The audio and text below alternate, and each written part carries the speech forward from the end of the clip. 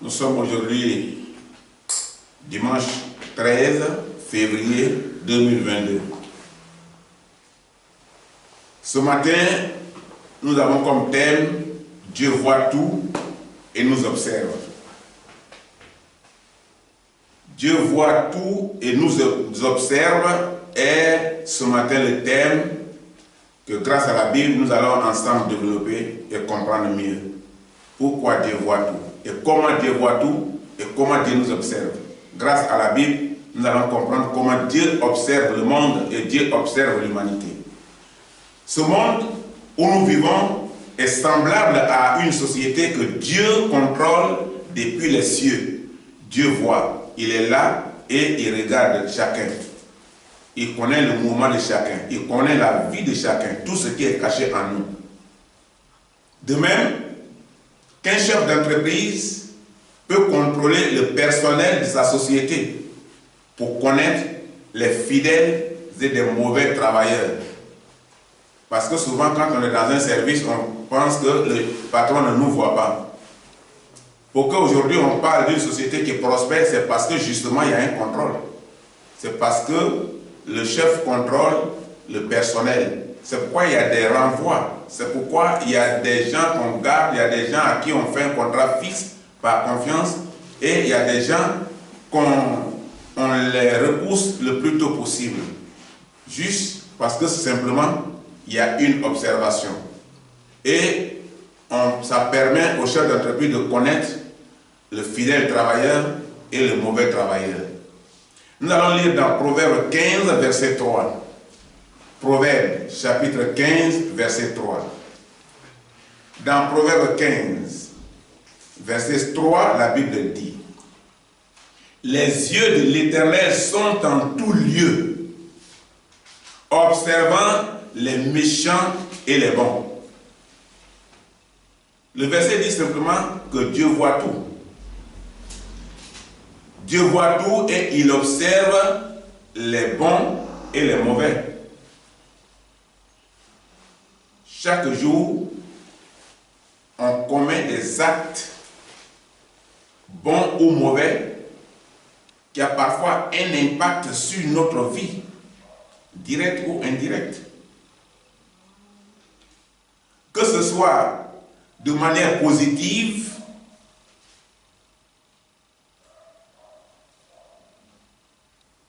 ou de manière négative.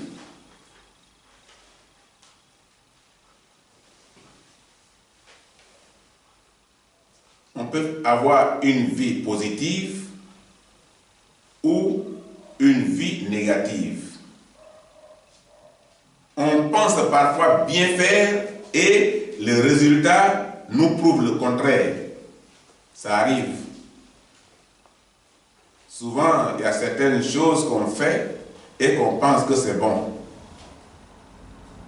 Mais c'est par rapport au résultat qu'on se retrouve dans l'échec, ou qu'on se rend compte de l'échec ou le mal fait. Nos décisions sont souvent prises sans grande réflexion. Et on fait du mal à quelqu'un, à notre prochain.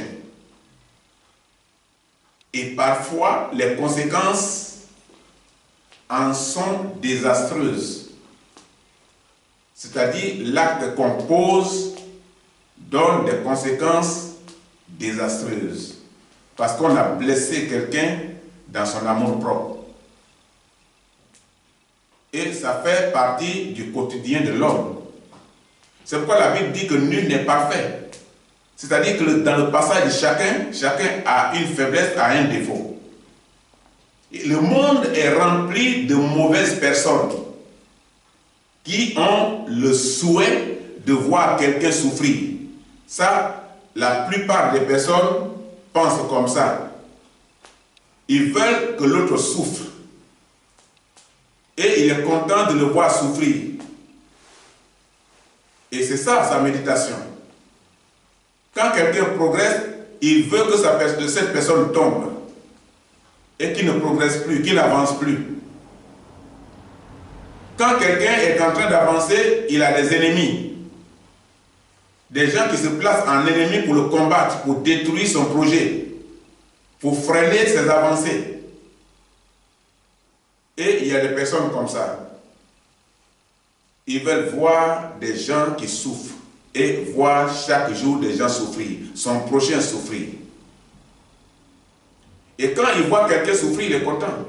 Il se réjouit. Parce qu'il se met au-dessus de lui. Et il est content d'être supérieur et de voir quelqu'un souffrir.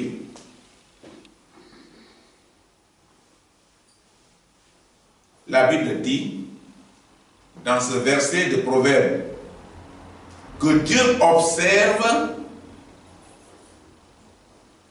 toutes nos actions.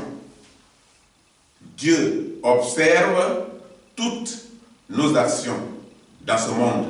Dans ce monde, la victoire du mal remporte sur le bien. C'est-à-dire que actuellement, le bien n'avance pas. Et le bien se fait moins, de plus en plus moins, chaque jour. Et le mal progresse, le mal prospère. Et la Bible dit que dans ce monde-là, la victoire du mal remporte sur le bien. Les gens font plus de mal que le bien. On s'entretue par la guerre, on s'entretue par la jalousie, on se fait du mal, et il y a beaucoup de choses qui se produisent. Car au cours de notre vie, on commet plus de mal que le bien. Quand on veut résumer notre parcours, et dans les détails, si nous devions prendre point par point, le mal que nous commettons est plus supérieur au bien que nous faisons. C'est pourquoi on doit reconnaître que dans ce monde-là, on commet plus de mal que le bien. Parce que l'homme est mauvais de nature. C'est depuis le jardin d'Éden que l'homme a commencé. Naturellement, l'homme est mauvais. Dieu l'a créé bon, mais l'homme n'a pas conservé son bon côté. Il a plutôt fait prospérer le mal comme son arme principale. Et aujourd'hui, on voit que dans le monde entier, le bien devient mal et le mal devient bien. Et comme c'est renversé et que le mal devient bien, le mal prospère le plus rapidement possible et avance. Sur 10, 2 feront plus ou moins bien, mais pas un bien total, mais les 8 seront totalement classés sur la liste de ceux qui font mal.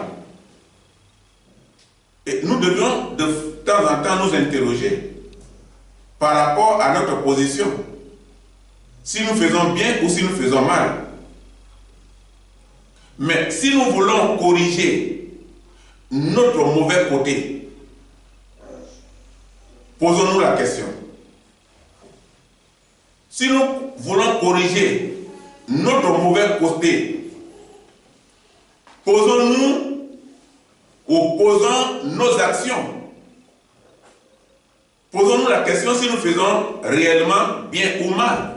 Ou alors, posons nos actions avec l'esprit de celui qui souhaite devenir une bonne personne. Si nous avons cet esprit en nous, on peut faire développer cet esprit pour nous classer plus ou moins dans ou sur la liste de ceux qui veulent faire du bien. Et Paul a dit que je veux faire du bien, mais j'ai fait du mal. Je n'arrive pas à faire du bien et j'ai fait du mal. Ceci veut dire que nous pouvons souvent penser que ce que nous sommes en train de faire est bien, mais ça détruit la vie de l'autre. Et nous faisons mal. Notre vie peut détruire la vie du prochain.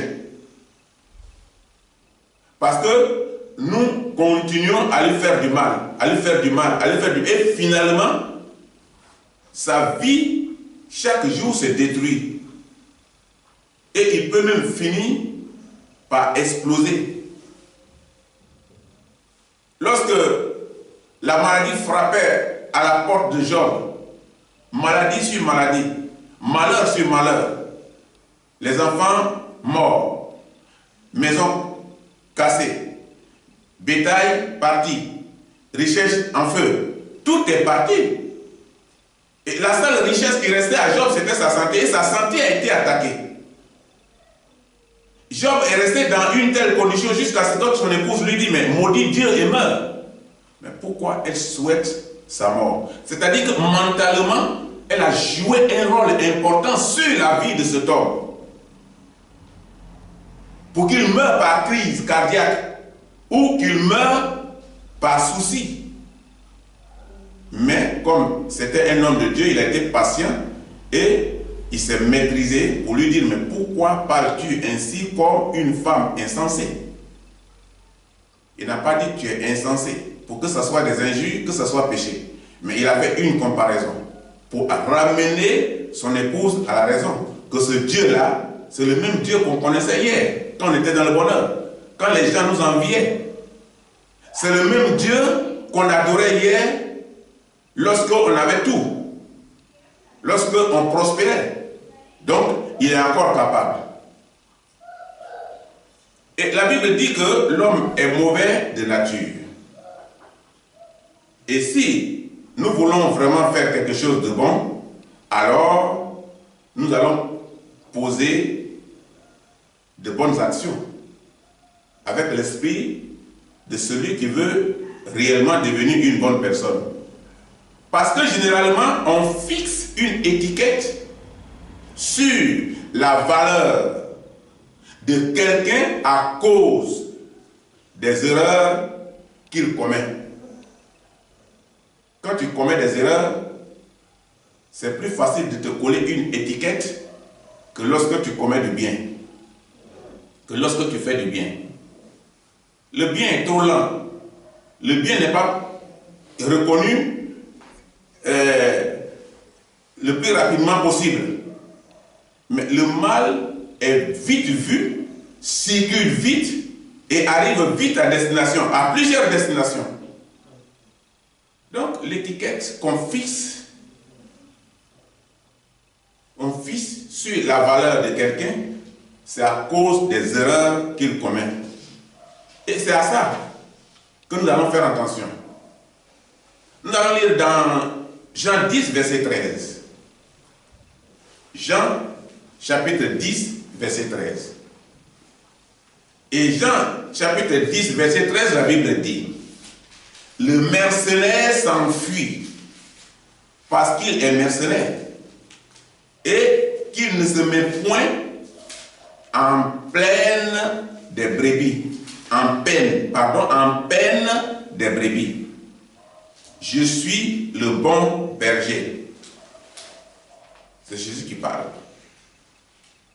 Il parle des mercenaires. Il parle des mercenaires. Les mercenaires, c'est des gens dangereux. Vous constatez que dans ces jours, il y a la France qui est en train de menacer un pays d'Afrique qu'on appelle Mali par tous les moyens, sous prétexte qu'ils ont des mercenaires chez eux. Parce que les mercenaires, ils ne font pas de cadeaux. Le mercenaire, c'est celui qui n'agit que pour son salaire. Quand il y avait la guerre en Côte d'Ivoire, ils ont loué des mercenaires, des Angolais, qui sont venus faire la guerre. Et il y a un qui a fait un témoignage, il a dit que depuis qu'il a commencé à faire la guerre, c'est la première fois qu'il voit des gens, des jeunes gens qui descendent des montagnes à main, avec les fusils, en fermant les yeux, ils ne savent pas si ils voient les gens pour tirer ou non. Ça part et ils descendent avec. C'est par rapport à la guerre de la Côte d'Ivoire qu'un officier de l'armée française a dit, si vous voulez voir Dieu, allez-y en Côte d'Ivoire. Parce que pendant cette guerre, tout était mélangé. il y avait des mercenaires qui sont venus et qui luttaient contre les militaires royalistes. Donc, le mercenaire, il travaille pour son salaire. Le mercenaire, c'est celui qui n'agit que pour un salaire et qui est inspiré par le profit. Ce qui intéresse au mercenaire, c'est le profit. Il n'est pas chez lui. Quand on parle de mercenaire, c'est quelqu'un qui n'est pas chez lui. Il vient, il fait le devoir qu'on lui donne et il retourne, s'il est vivant. Parce qu'au fait, quand on parle de guerre, quand il y a une guerre dans un pays, tous ceux qui viennent combattre, c'est une société. Ils viennent s'inscrire. Donc, c'est les mercenaires qui s'inscrivent du côté des rebelles pour combattre les gens du pays. Donc, c'est pour un profit. Ils travaillent pour le profit. Donc, c'est un soldat ou un groupe de soldats qui agissent pour le compte d'un gouvernement étranger. C'est pourquoi l'Europe accuse la Russie d'avoir expédié des mercenaires sur un pays africain qu'on appelle le Mali. Et ils disent que ces mercenaires travaillent en collaboration avec l'État de la Russie. Donc les mercenaires sont des gens qui viennent d'un gouvernement étranger pour un salaire. Ils viennent, ils ne font pas de cadeaux. Ils tirent sur n'importe qui bouge devant eux. Parce qu'ils sont sans pitié.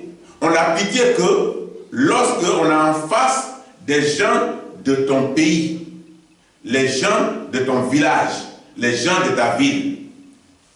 Mais lorsque tu viens d'ailleurs et tu ne sais même pas la langue que les autres parlent, tu viens pour un salaire, tu es payé pour ça, du nombre de personnes que tu tues, alors tu es appelé mercenaire spécial, professionnel. Et on peut te louer dans toutes les guerres. Quand il y a des guerres, on te fera appel. C'est quelqu'un qui travaille pour un salaire. Le gouvernement de Satan est étranger. Parce que Dieu a créé un gouvernement au 3e ciel. Lucifer était là. Il faisait partie de ce gouvernement. Mais lorsqu'il s'est rebellé contre Dieu et qu'il a tenté de faire une guerre pour avoir l'honneur, un poste royal, quand il a raté, il ne pouvait plus vivre en présence de Dieu. Il est descendu au 2e ciel et il a formé son gouvernement. Donc, son gouvernement devient étranger. Un gouvernement étranger au gouvernement de Dieu. C'est ça, les mercenaires.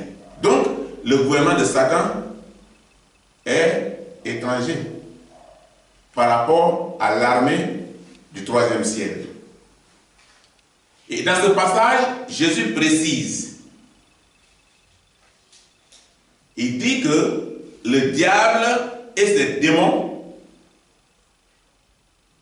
sont des mercenaires. Les mercenaires de Satan. Et qui travaillent pour Satan. Les mercenaires de Satan qui attendent aussi de leur maître un salaire. Parce que quand tu es embauché, tu attends un salaire. Et tu travailles par rapport à ton salaire. Donc, les démons ne travaillent pas en vain. Ils travaillent par rapport à leur récompense. C'est pourquoi le chrétien doit être fixé sur la croix. La croix, ce n'est pas le bois qu'on met souvent dans les églises ou derrière le pasteur. Non. La croix, c'est les difficultés que tu reçois par rapport à ta conversion, par rapport à ton choix fidèle de disciple de Christ. C'est ça la croix. Donc, les anges qui sont retournés avec Satan, ils n'ont rien à perdre. Ils doivent combattre l'humanité comme il se doit pour avoir le plus nombre de gens dans leur camp. Le jour du décompte. C'est comme ça que Satan agit. Et Jésus dit qu'on a affaire à des mercenaires.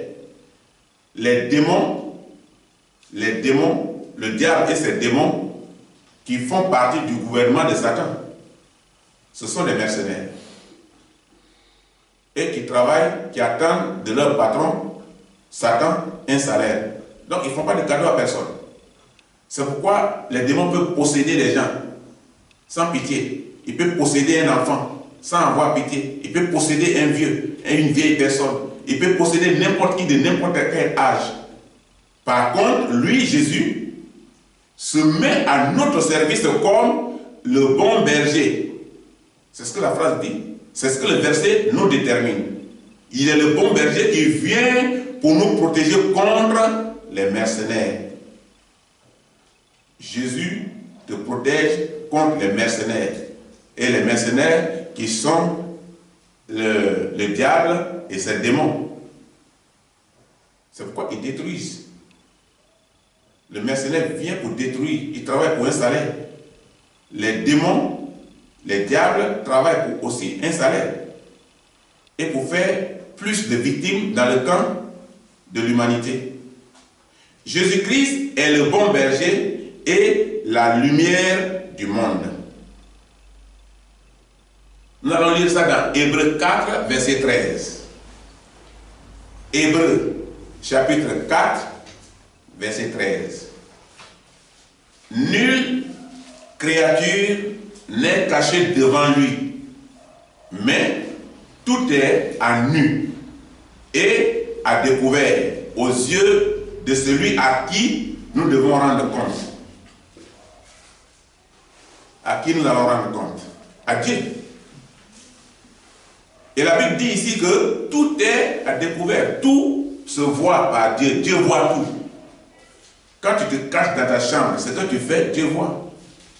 Quand tu es dans ta voiture, ce que tu fais, Dieu voit. Quand tu es dans ton champ, ce que tu vois, Dieu voit. Quand tu es dans ton bureau, ce que tu fais, Dieu voit.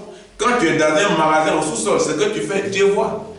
Quand tu penses que tu es seul dans la brousse, ce que tu fais là, Dieu voit. Et la Bible dit ici que nulle créature n'est cachée devant sa face. Donc, de qui on se cache? Souvent, on se cache des hommes inutilement. Mais les hommes ne peuvent pas changer la vie de quelqu'un, ils ne peuvent pas te transformer, ils ne peuvent pas transformer ta vie. Les hommes ne peuvent pas te maintenir au pouvoir. Les hommes ne peuvent pas augmenter le nombre de jours que tu dois faire sous le soleil. C'est Dieu seul qui a cette possibilité. Mais si Dieu te voit et que tu te caches des hommes, c'est de l'hypocrisie. Parce que ce qui est dans ton cœur, Dieu connaît déjà. Lorsque Caïn devait tuer son frère Abel, Dieu l'a averti. Mais tu t'en vas là. Ton frère, c'est ton frère. Mais quand Caïn n'a pas écouté, mais Dieu, connaissant déjà ton cœur, l'avait averti. Et les yeux de Dieu sont sur nous. Dieu nous compare à un travailleur ce matin. Un travailleur en qui le patron met sa confiance et qui doit lui rendre compte. Quand Dieu a créé les animaux, est-ce que les animaux ont un compte à rendre à Dieu? Non. Les animaux n'ont pas de compte à rendre à Dieu. La Bible dit que Dieu a fait l'homme à son image pour qu'il soit en rapport avec Dieu. Et lorsque Adam et Ève étaient dans le jardin, Dieu venait les soirs. C'était pourquoi? C'était pour leur demander les nouvelles du jour. Et ils avaient un compte à rendre à Dieu parce qu'ils étaient dans le jardin de Dieu.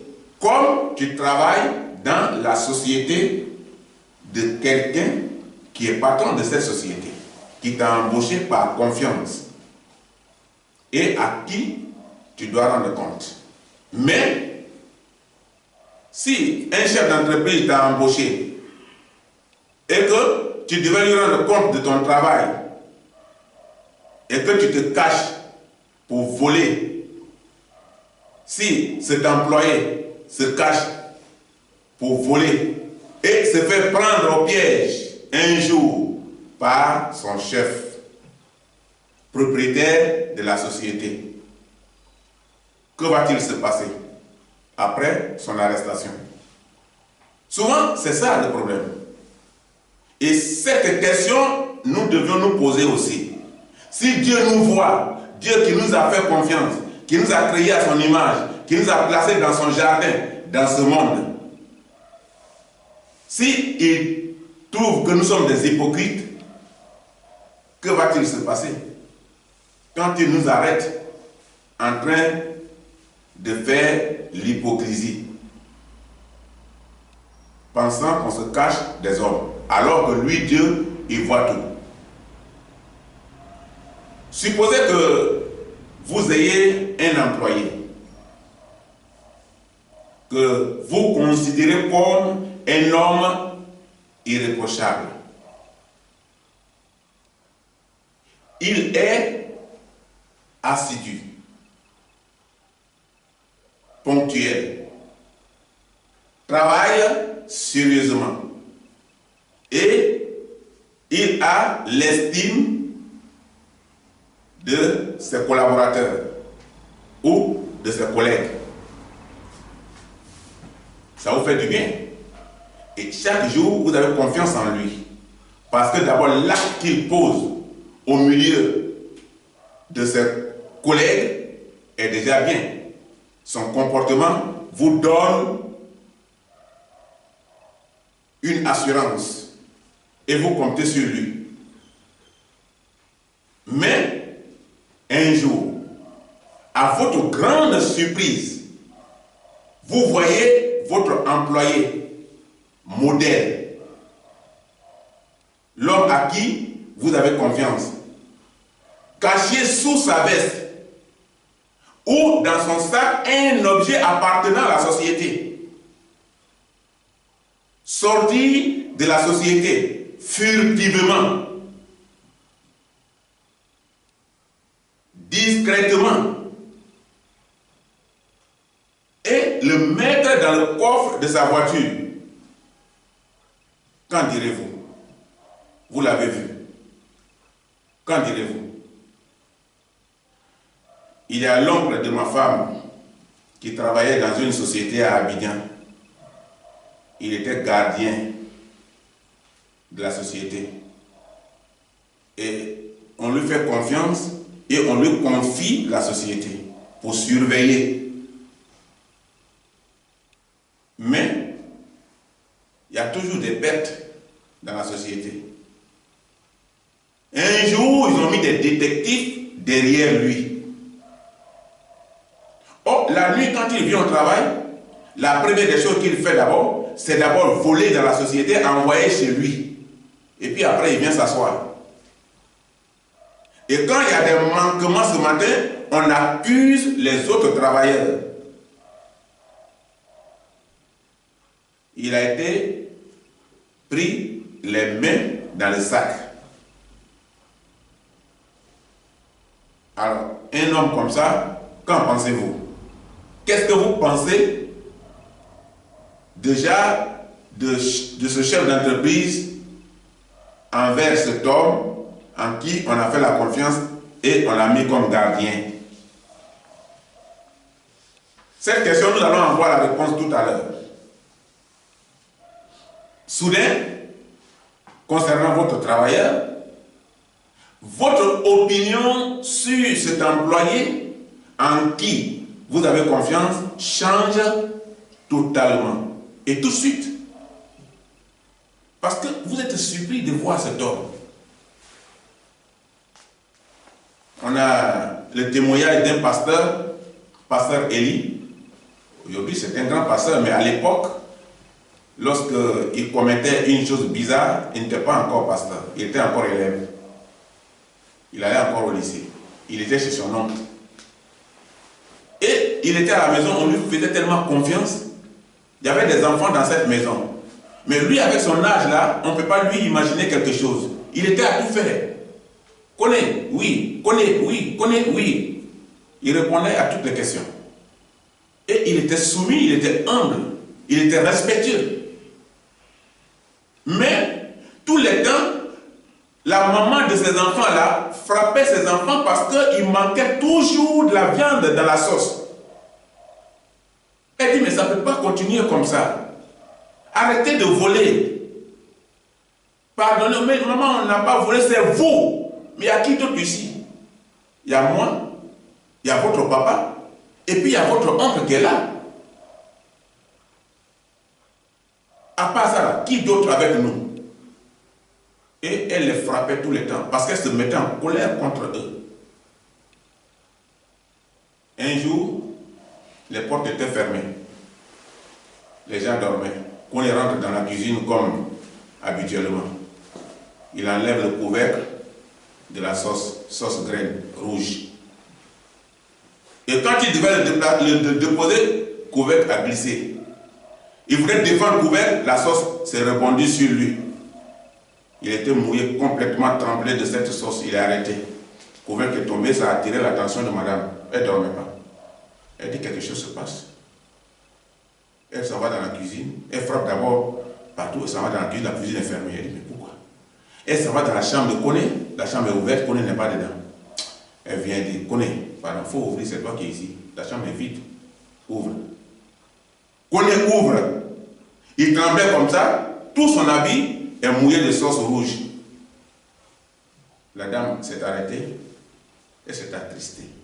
Parce qu'elle avait tellement confiance en cet homme-là qu'elle frappait tous les enfants, tous les temps ses enfants. Elle a appelé son mari et dit viens, regarde ton frère. Regarde ton frère. La honte a été grande. Parce que Dieu voit tout, Dieu a défendu ses enfants innocents qui ont été tout le temps frappés à cause des erreurs de quelqu'un. C'est pourquoi j'ai dit tout à l'heure que ton comportement peut blesser l'autre. Ton comportement peut faire du mal à l'autre. Le comportement de cet homme faisait du mal aux enfants. Les enfants étaient tout le temps sous chicotte à cause de lui, ses défauts, l'homme confiance. Donc, ici là, cet employé en qui vous avez confiance, alors change totalement votre idée, votre opinion envers lui, change totalement. Et tout de suite, parce que vous voyez son comportement différent, sous une lumière maintenant. C'est comme vous avez un enfant à la maison, et puis vous leur faites tous confiance. Et puis vous découvrez qu'il y a des enfants parmi ces enfants-là qui ont des comportements hypocrites. Alors, vous n'avez plus confiance. Ce travailleur-là, on n'a plus confiance en lui. Qu'on est là, madame n'a plus confiance en lui, c'est fini. Et s'il y a des enfants comme ça parmi les enfants de la famille, on n'a plus confiance en lui. Parce que c'est ça qui traîne la rébellion, qui tue les autres dans les pays. Tous ceux qui créent les rébellions, là, ils font partie de ceux qui sont ensemble. Et c'est dans ensemble-là qu'ils maîtrisent les autres, ils jouent sur leur mentalité et ils créent la rébellion contre eux. Et ça tue les membres de ce pays. Les habitants de ce pays sont les membres d'une famille, la famille de ce pays. C'est comme ça la sorcellerie. Le sorcier, il est parmi les membres de la famille. Mais c'est lui qui médite sur chaque élément. Celui-là, il est bien pour manger. Hein. Mais là, lui, il est bien. Et celui-là aussi, il est bien pour manger. Hein. Bon, celui-là aussi, si c'est celui-là qu'on mangeait, à la fin de l'année, là, c'est bon. Hein. Toute sa méditation, ce n'est pas sur le progrès, si ce n'est pas non plus sur la prospérité. Mais c'est comment il est bien pour manger.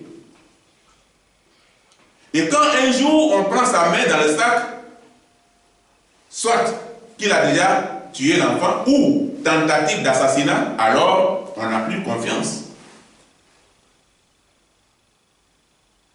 Et ici, vous voyez tout sous la lumière.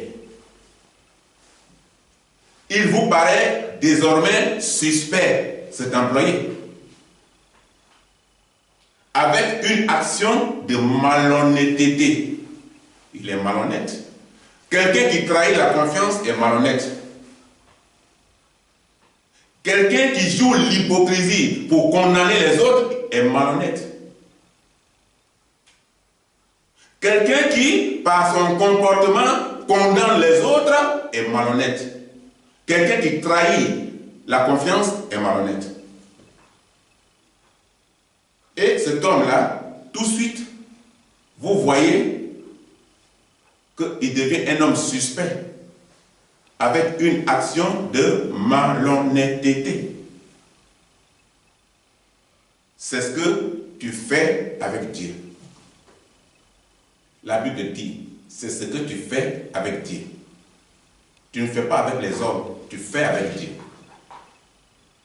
Dieu est notre créateur et nous voit très très bien et mieux que quiconque. Dieu te voit mieux que ceux que tu crains. Dieu te voit mieux que ceux avec qui tu vis. Dieu te voit mieux que ceux qui te regardent. Dieu te voit mieux. La Bible dit que Dieu te voit mieux que quiconque. Et Dieu voit tout. Dieu entend tout. Il n'y a rien qui peut l'échapper. Il connaît aussi nos pensées. C'est pourquoi il a averti Caïn avant. Pour éviter de devenir le premier meurtrier dans le monde, assassiner son frère. Souvent Dieu nous parle. Parce que Dieu connaît nos pensées. Quand nous sommes dans l'hypocrisie, Dieu parle. Quand nous vivons avec quelqu'un et que nous pensons mal de la personne, Dieu connaît nos pensées. Et c'est dans nos pensées que Dieu regarde. Dieu connaît tes pensées, Dieu connaît mes pensées. Ce que tu médites sur l'autre, Dieu connaît. Dieu connaît nos pensées. Les plus secrètes, les pensées les plus cachées, Dieu les connaît. Et humainement, en ce qui concerne votre employé, vous serez surpris et même déçu de lui. Parce que ce n'était pas des choses que vous pensez de lui. Ce ne sont pas des résultats que vous attendez de lui.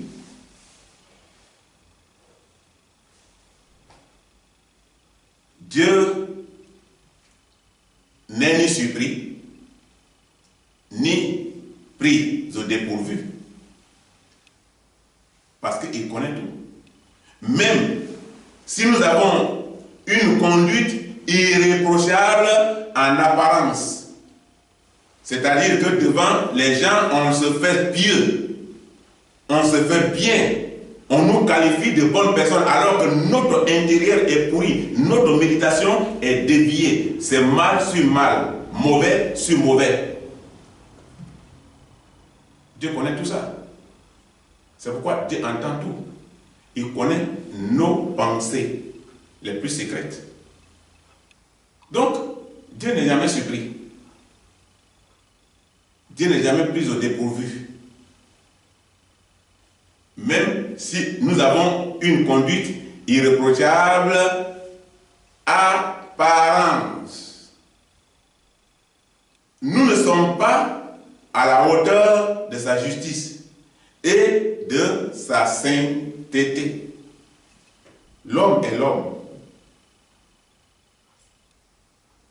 On peut se cacher des hommes pendant que nous sommes en présence de Dieu. On se cache des hommes pendant que nous sommes en présence de Dieu. Ce qui compte, ce n'est pas la présence des hommes. Ce qui importe, c'est la présence de Dieu. C'est lui-là qui peut prolonger tes jours. C'est lui qui peut te juger. C'est lui qui peut pardonner tes péchés. C'est lui qui peut t'enlever demain ou après-demain. C'est lui qui peut t'enlever la maladie, qui peut te servir, qui peut t'éloigner du mal, de tout ce qui est préparé contre toi, Dieu. Donc, alors, si on se cache des hommes et on est en présence de Dieu pour faire du mal, ça n'a aucune importance. Parce qu'un peu plus haut, nous avons posé la question. Qu'en direz-vous tout à l'heure? Si vous vous rendez compte du comportement suspect de votre employé, mettre dans le coffre de sa valise, de sa voiture, un objet appartenant à la société. On a posé cette question et j'avais dit que nous allons trouver la réponse un peu plus en bas, c'est ce que nous sommes en train de trouver. C'est ce que nous sommes en train de trouver. Et la réponse qui correspond à l'acte de l'employé peut être son renvoi immédiatement. Ça peut être son renvoi de la société immédiatement. Ou ça peut être une prison. Directement, on peut envoyer la police et puis on l'emporte, on l'envoie. Et ce qui l'attend, c'est la prison. Parce que c'est un voleur. Et pourtant, avec Dieu, c'est le contraire. Dieu n'est pas comme les hommes. Pendant qu'on est en train de méditer sur comment envoyer celui-là en prison, pendant qu'on est en train de méditer à te renvoyer immédiatement, Dieu n'est pas comme les hommes. Avec Dieu, c'est le contraire. Et si nous reconnaissons qu'il nous aime, si nous reconnaissons qu'il nous aime et que nous sommes repentis, il nous pardonne. Si nous sommes repentis, il nous pardonne. Et dans la vie chrétienne, il y a deux façons de se comporter sous le regard de Dieu, l'éternel Dieu. Selon la connaissance que nous avons de Dieu, son regard peut nous gêner. Ça peut nous gêner et nous faire rétrograder de sa face. Nous faire rétrograder de l'Église. Nous faire rétrograder de la famille. Nous faire rétrograder du milieu dans lequel nous nous trouvons. Donc, sa présence, quand ça gêne quelqu'un, ça fait rétrograder la personne. Et souvent, on dit que la personne a quitté l'Église. Parce que la personne sait comment Dieu est en train de le regarder, de la regarder. Et la personne s'est rendue compte que Dieu la regarde effectivement. Ça peut faire rétrograder de l'Église. Ou, en deuxième position, nous rassurer et nous repentons de nos péchés. Quand tu es rassuré que les regards de Dieu c'est pour te sauver, les regards de Dieu c'est pour t'amener à la repentance, les regards de Dieu c'est pour redresser ta vie, alors nous nous repentons de nos péchés. Sous les regards de Dieu, il y a deux choses. Si nous le considérons comme celui qui jugera le monde, nous redouterons, c'est-à-dire craindre comme menaçant son regard. Son regard qui transperce tout et toute chose. Le regard de Dieu. Tu te mets derrière le mur là, les hommes ne te verront pas, mais Dieu te voit. Tu es caché aux hommes. Mais est-ce que tu es caché à Dieu? Dieu te voit. Voilà la puissance de Dieu. Mais si nous le voyons comme notre Père, celui qui a envoyé son Fils Jésus-Christ pour nous sauver et nous faire connaître sa grâce, alors nous connaissons son amour et son pardon pour ces enfants que nous sommes. Mais d'abord, avant d'arriver là, il faut d'abord le reconnaître comme ton Père. Il faut le reconnaître comme celui qui te connaît, celui qui te voit, celui qui t'observe, celui qui connaît ton passé, ton présent. Et dans les relations de communion avec Dieu, dans les relations de communion avec lui, nous devions savoir que rien n'échappe à notre Père céleste. Rien. Donc, la parole est réconfortante. La parole est réconfortante, rassurante, indispensable à notre vie spirituelle pour le salut de notre âme. Et quand nous reconnaissons cela, nous avons une place auprès de notre Père, l'Éternel Dieu.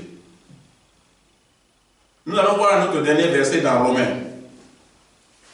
Romains chapitre 2, verset 16.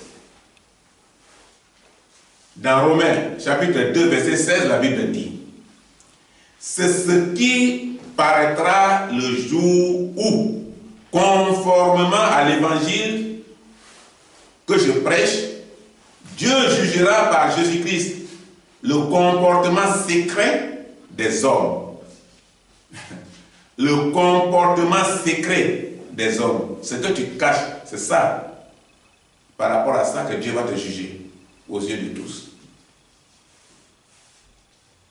Souvent, avant ta mort, Dieu fait découvrir ça aux yeux des gens pour te connaître, pour connaître ton itinéraire, ton travail et ta vie d'hypocrite. Parce qu'il a dit ici que le comportement secret des hommes. Et tout ce qui est secret est caché. Donc la Bible dit que nos plus misérables péchés, dans ce verset, la Bible dit que nos plus misérables péchés en secret devaient être révélés et étalés au grand jour. Les hommes le voient et on te connaît. Avant que tu n'arrives au jugement de Dieu, d'abord, ici, les hommes le voient et ils te connaissent. Ça sera dévoilé au grand jour. Ce que nous exprimons ou faisons en cachette. C'est-à-dire ce que tu penses, ce que tu dis ou ce que tu fais en cachette sera connu au grand jour. Parce que tout ça est connu par Dieu. Un jour, il faudra rendre compte de tous les détails. Il faudra rendre compte de tous les détails de notre existence. Tu as vécu sur la terre là, tu as fait quoi? Et tu dois rendre compte à Dieu. Comme tu rends compte au chef d'entreprise. Tu vas rendre compte à Dieu parce que tu n'es pas venu dans ce monde-là de toi-même. Le monde ne t'appartient pas. Tu vis dans ce monde et ton souffle dépend de quelqu'un. Celui qui t'a donné prendra quand il veut. Mais le problème c'est que après maintenant, ton séjour, tu as un compte à rendre. Souvent les gens disent je m'en fous. Mais ceux qui disent je m'en fous, tu n'as jamais vu quelqu'un qui t'a dit je m'en fous et il vit éternellement sur la terre. Ça veut dire qu'il y a un temps que nous avons de passage. Et c'est ce qui se passe de notre existence. Un compte à rendre un jour. Et nous allons parler de ce que nous avons fait. Conscient d'être un pécheur, l'homme doit se reconnaître et le confesser avec droiture devant Dieu le Créateur. Pour prendre la place qui lui convient. Si tu veux prendre la place qui te convient, il faut confesser, il faut te repentir, il faut laisser. Celle d'un coupable.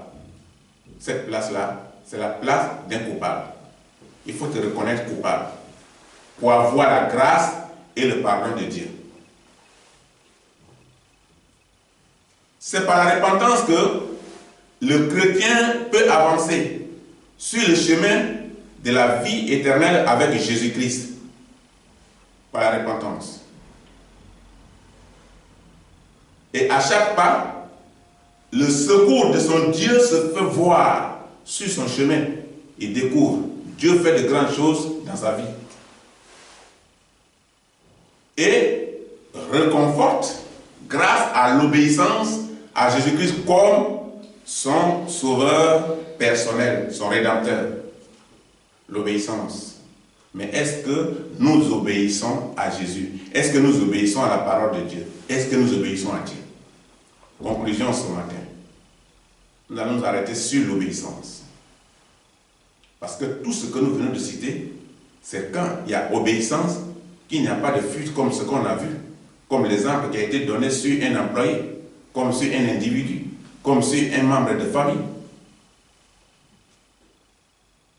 Et le véritable sujet de notre obéissance, c'est quand nous avons à faire quelque chose que nous n'aimons pas, nous n'aimons pas faire. On nous dit fais ça, tu n'aimes pas. Prenez un exemple sur quelqu'un, par exemple, qui n'aime pas étudier. Peut-être qu'il est dehors en train de faire le football, tu peux l'accompagner, il est content, le temps passe rapidement, il est là, et il est content. Mais quand tu lui dis va étudier, il est triste. Quelque chose qu'il n'aime pas, c'est ça. Et pour ceux qui sont en Afrique, c'est les travaux champêtres. Quand on dit allons au champ, il est triste. Donc, c'est ça l'obéissance. Ce que tu n'aimes pas là, c'est ça on te dit de faire, et quand tu obéis, tu deviens obéissant. Donc, Dieu dit qu'il n'aime pas le péché. Maintenant, toi tu aimes le péché. Tout ce qui est dans le péché. Tout ce qui contient le péché. Et comme tu aimes ça, la Bible dit, abandonne, répands-toi et laisse. Et quand on te dit laisse, c'est obéir. Donc, là maintenant, tu es confronté à une réalité.